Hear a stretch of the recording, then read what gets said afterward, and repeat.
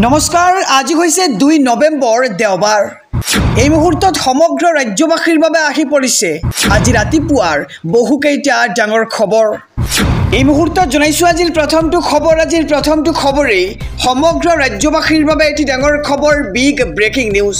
ৰাজনৈতিক প্ৰেক্ষাপটৰ এটি ডাঙৰ খবৰ ক্ষমতা সদায় নাথাকে কংগ্ৰেছক নহয় অসমৰ ৰাইজক ভয় কৰক মুখ্যমন্ত্ৰীয়ে এনেদৰে এতিয়া মন্তব্য কৰিছে গৌৰৱ গগৈয়ে এই মুহূৰ্তৰ খবৰ জনাইছো এটি ডাঙৰ খবৰ কংগ্ৰেছৰ বাঢ়ি অহা শক্তি দেখি ভয় খাইছে মুখ্যমন্ত্ৰী ডক্টৰ হিমন্ত বিশ্ব শৰ্মাই কংগ্ৰেছক ভয় কৰিব নালাগে অসমৰ ৰাইজক ভয় কৰক মুখ্যমন্ত্ৰীয়ে আৰু আজি থকা গৃহমন্ত্ৰীৰ পদটো বা 24 জনকৈ সিকিউৰিটি সদায় নাথাকে মুখ্যমন্ত্ৰীৰ লগত আৰু ক্ষমতা যোৱাৰ পিছত ৰাইজৰ মাজতেই থাকিব লাগিব হিমন্ত বিশ্ব শৰ্মা মুখ্যমন্ত্ৰী খুৰাই দিলে এপিচিচিৰ সভাপতি তথা সাংসদ গৌৰৱ গগৈয়ে আৰু ভয় ভীতিৰে শাসন কৰা ৰাইজৰ মাজেৰে এজন হ'ব আজিৰ মুখ্যমন্ত্ৰী আৰু অনাহতক গ্ৰেপ্তাৰ কৰা দমন কৰা যুৱকসকলৰ মাজত থাকিব লাগিব মুখ্যমন্ত্ৰী কংগ্ৰেছৰ সভালৈ গ'লে আঁচনিৰ পৰা নাম কৰ্তন হোৱা মহিলাসকলৰ মাজত থাকিব লাগিব আৰু আগলৈ ৰাইজৰ মাজত ভালদৰে থাকিব বিচাৰিলে ৰাইজক ভয় কৰি চলক বুলি এক প্ৰকাৰ বিস্ফোৰক মন্তব্য কৰিছে সাংসদ গৌৰৱ গগৈয়ে আৰু মুখ্যমন্ত্ৰীক সমালোচনা কৰি সাংসদ গৌৰৱ গগৈৰ এই বিস্ফোৰক মন্তব্য কংগ্ৰেছৰ বাঢ়ি অহা শক্তি দেখি ভয় খাইছে মুখ্যমন্ত্ৰী হিমন্ত বিশ্ব শৰ্মাই কংগ্ৰেছক ভয় কৰিব নালাগে অসমৰ ৰাইজক ভয় কৰক মুখ্যমন্ত্ৰীয়ে আৰু আজি থকা গৃহমন্ত্ৰীৰ পদটো বা 24 জনকৈ সিকিউৰিটি সদায় নাথাকে আৰু ক্ষমতা যোৱাৰ পিছত ৰাইজৰ মাজতেই থাকিব লাগিব মুখ্যমন্ত্ৰী হিমন্ত বিশ্ব শৰ্মাই জনাইছো আজিৰ দ্বিতীয় নম্বৰ খবৰটো ৰাজ্যবাসীৰ বাবে আৰু এটি ডাঙৰ খবৰ বিগ ব্ৰেকিং নিউজ ৰেকৰ্ডৰ পিছত ৰেকৰ্ড ৰৈ বিনালে প্ৰথম দিনাই ৰৈ বিনালেৰ উপাৰ্জন হৈছে 2.52 কোটিৰো অধিক এই মুহূৰ্তৰ খবৰ জনাইছো এটি ডাঙৰ খবৰ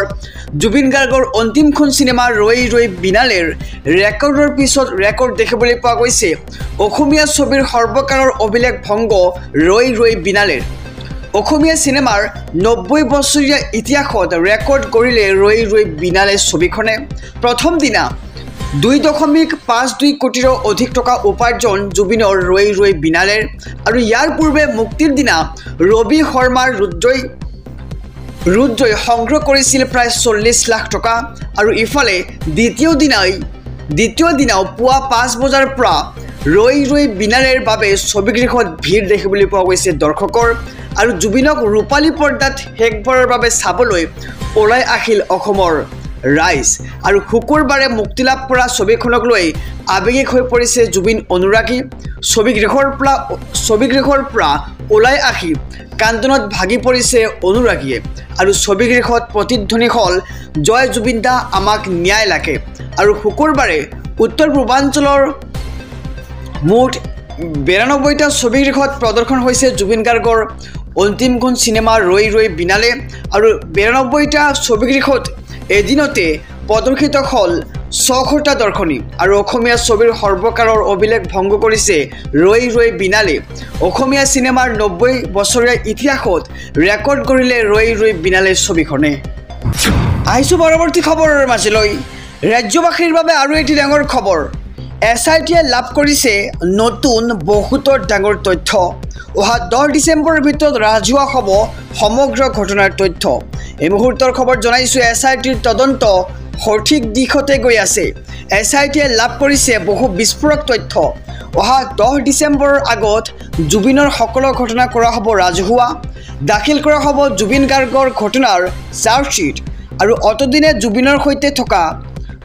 সৈতে হৈ থকা বেদনা ভৰা কাহিনী ৰাইজে গম পাব হিমন্ত বিশ্ব শৰ্মাই যদি এটা কাম হাতত লয় তেন্তে শেষ নোহোৱাকৈ নেৰে আৰু একাংশই চিঞৰি ন্যায় বিচাৰিছে আৰু মই নোবোৱাকৈ জুবিনক ন্যায় দিবলৈ কাম কৰি আছো আৰু SITয়ে জুবিনক ন্যায় দিবলৈ সকলো কৰি আছে এনেদৰে এতিয়া ডাঙৰ মন্তব্য কৰিছে ৰাজ্যৰ মুখ্যমন্ত্ৰী ডক্টৰ হিমন্ত বিশ্ব শৰ্মাই জুবিনক ন্যায় দিয়াটো মোৰ এটা দায়িত্ব আৰু SITৰ তদন্ত সঠিক দিশত গৈ আছে আৰু SITয়ে ইতিমধ্যে লাভ কৰিছে বহুতো বিস্ফোৰক তথ্য অহা 10 ডিচেম্বৰৰ আগত জুবিনৰ সকলো ঘটনা কৰা হ'ব ৰাজহুৱা আৰু দাখিল কৰা হ'ব জুবিন গাৰ্গৰ ঘটনাৰ চাৰ্জশ্বীট সমগ্ৰ ৰাজ্যবাসীৰ বাবে এটি ডাঙৰ খবৰ বিগ ব্ৰেকিং নিউজ ৰাজ্যত বৃহৎ উচ্ছেদৰ ইংগিত মুখ্যমন্ত্ৰী ডক্টৰ হিমন্ত বিশ্ব শৰ্মাৰ মিয়াৰ হৈতে মোৰ সংঘাত চলিয়াই থাকিব এই মুহূৰ্তৰ খবৰ জনাইছো এটি ডাঙৰ খবৰ মিয়াৰ হৈতে মোৰ সংঘাত চলিয়াই থাকিব উচ্ছেদ বন্ধ নহয় ৰাজ্যত সন্দেহজনক লোকৰ ঘৰত পুনৰ চলিব বুলডোজাৰ জুবিনৰ ন্যায় এফালে আৰু আনফালে হ'ব উচ্ছেদ জুবিনৰ ন্যায় প্ৰদান কৰা হ'ব আৰু কিন্তু জুবিনৰ গইনালৈ হাৰি যাব নোৱাৰে কোনো বেদখলকাৰী এনেদৰে এতিয়া মুখ্যমন্ত্ৰীগৰাকীয়ে এক বিস্ফোৰক মন্তব্য আগবঢ়াইছে ৰাজ্যত বৃহৎ উচ্ছেদৰ ইংগিত দিছে মুখ্যমন্ত্ৰী ডক্টৰ হিমন্ত বিশ্ব শৰ্মাই মিয়াৰ হৈতে মোৰ সংঘাত চলিয়াই থাকিব আৰু সন্দেহজনক লোকৰ ঘৰত পুনৰ চলিব বুলডোজাৰ জুবিনৰ ন্যায় এফালে আৰু আনফালে হ'ব উচ্ছেদ মিয়াৰ হৈতে মোৰ সংঘাত চলিয়াই থাকিব বুলি মন্তব্য কৰিছে ৰাজ্যৰ মুখ্যমন্ত্ৰী ডক্টৰ হিমন্ত বিশ্ব শৰ্মাই ৰাজ্যবাসীৰ বাবে আৰু এটি ডাঙৰ খবৰ জুবিন গাৰ্গৰ মৃত্যু স্বাভাৱিক আছিল নে হত্যাকাণ্ড 17 ডিচেম্বৰত আহিব ডাঙৰ খবৰ এই মন্তব্য কৰিছে ৰাজ্যৰ মুখ্যমন্ত্ৰী ডক্টৰ হিমন্ত বিশ্ব শৰ্মাই এই মুহূৰ্তৰ খবৰ জনাইছো এটি ডাঙৰ খবৰ সমগ্ৰ ৰাজ্যবাসীৰ বাবে অহা 17 ডিচেম্বৰৰ পূৰ্বে জুবিনৰ ঘটনাক লৈ আহিব ডাঙৰ তথ্য অসমৰ মানুহে বহুত নজনা কথা জানিব 17 ডিচেম্বৰ তাৰিখে আৰু মই ৰাজ্যৰ গৃহমন্ত্ৰী আৰু মই সকলো কথা গম পাব লাগিব মই হত্যা বুলি কওঁ বাবে মোক একাংশই জোকাই থাকে আৰু তেওঁলোকৰ মুখত চূণ পৰিব আৰু সিএমএ হত্যা শব্দটো লাইভত কিয় কয় বুলি জোকাইছিল একাংশই আৰু মুখ্যমন্ত্ৰীয়ে যি কয় ভাবি চিন্তিহে কয় আৰু এটা কথাও মুখ্যমন্ত্ৰীয়ে ওপৰকৈ নকয় বুলি মন্তব্য কৰিছে ৰাজ্যৰ মুখ্যমন্ত্ৰীগৰাকীয়ে পুনৰ জুবিন গাৰ্গৰ মৃত্যুক লৈ মুখ্যমন্ত্ৰী ডক্টৰ হিমন্ত বিশ্ব শৰ্মাৰ এক ডাঙৰ মন্তব্য অসমৰ মানুহে বহুতো নজনা কথা জানিব অহা 17 ডিচেম্বৰ তাৰিখে আৰু 17 ডিচেম্বৰৰ পূৰ্বে জুবিনৰ ঘটনাক লৈ ডাঙৰ তথ্য পাব সমগ্ৰ অসমবাসীয়ে আহিছো পৰৱৰ্তী খবৰৰ মাজলৈ ৰাজ্যবাসীৰ বাবে আৰু এটি ডাঙৰ খবৰ গ্ৰেপ্তাৰ হল বিকাশ অসম অৱশেষত গ্ৰেপ্তাৰ কৰা হৈছে বিতৰ্কিত নেতা বিকাশ অসমক দিছপুৰ আৰক্ষীয়ে গ্ৰেপ্তাৰ কৰিছে বিকাশ অসমক আৰু বিকাশ অসমৰ বিৰুদ্ধে উঠিছিল অসমৰ আই মাতৃক অপমানৰ অভিযোগ আৰু এই অভিযোগ তুলি বিভিন্ন প্ৰান্তত দাখিল কৰা হৈছিল বিকাশ অসমৰ বিৰুদ্ধে এজাহাৰ আৰু ৰৈ বিনালে চোৱাৰ পিছতে বিকাশ অসমে দিছিল ফেচবুক পোষ্ট আৰু ফেচবুকতে বিকাশ অসমে উল্লেখ কৰিছিল আত্মসমৰ্পণৰ কথা আৰু অৱশেষত গ্ৰেপ্তাৰ কৰা হৈছে বহু বিতৰ্কিত নেতা বিকাশ অসমক আৰু দিছপুৰ আৰক্ষীয়ে গ্ৰেপ্তাৰ কৰে বিকাশ অসমৰ বিৰুদ্ধে উঠিছিল ধন দাবীৰ অভিযোগ আৰু অৱশেষত গ্ৰেপ্তাৰ কৰা হৈছে বিতৰ্কিত নেতা বিকাশ অসমক সমগ্ৰ ৰাজ্যবাসীৰ বাবে এটি ডাঙৰ খবৰ বিগ ব্ৰেকিং নিউজ